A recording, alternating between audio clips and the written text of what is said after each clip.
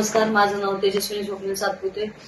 काल माझे मिस्टर आणि माझे वडील दोघं जण गाडी सर्व्हिसिंगला टाकायला बजाज चेतक शोरूम मध्ये गेले असताना हा सगळा प्रकार घडला।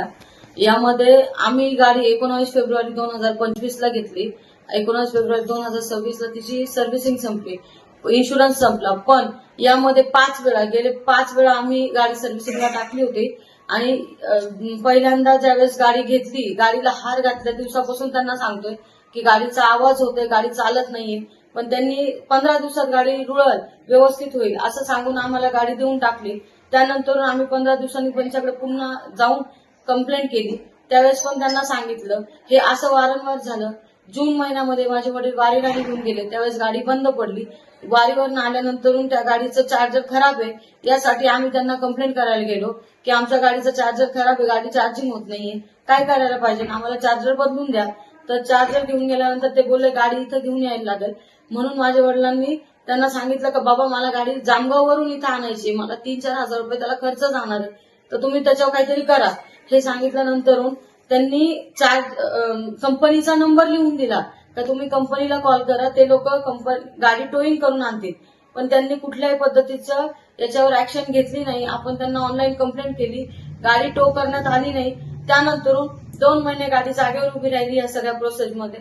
त्यानंतर 2 महिन्यांनी गाडी इकडे आम्ही घेऊन आलो। घेऊन आल्यानंतर त्यांनी 15 दिवस गाडी लावून घेतली, आम्हाला कुठल्याही पद्धतीचा फॉलोबॅक दिला नाही। आणि प्रत्येक वेळेस आम्ही सर्व्हिसिंगला आलोय, आम्हाला रिसीट द्या, काहीतरी पुरावा द्या का आम्ही तुमच्याकडे गाडी घेऊन आलोय।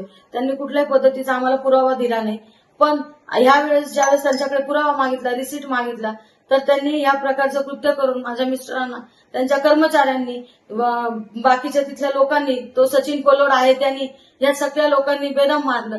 ही एकदम निषेध करणारी गोष्ट आहे। तुम्ही सर्वांनी आम्हाला सपोर्ट करा, हीच आमची इच्छा आहे। थँक्यू।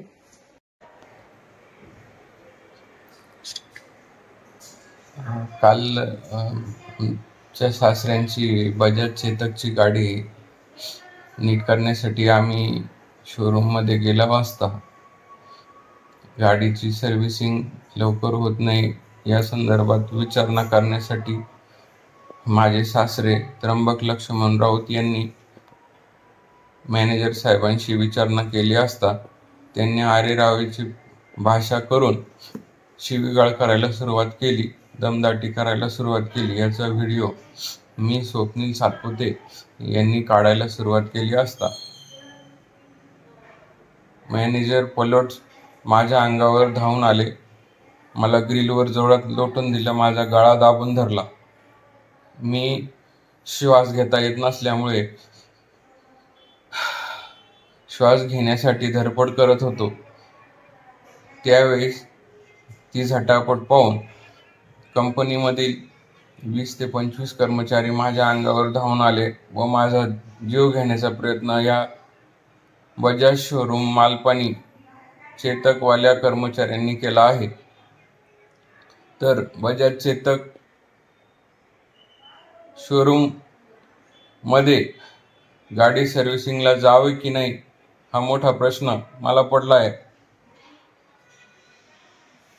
माझा प्राण घेण्याचा कट या शोरूमवाल्यांनी केला होता। मी कसा बसा देवाची कृपा म्हणून वाचलो। या सगळ्यांवर कठोर कारवाई झाली पाहिजे अशी माझी मागणी आहे।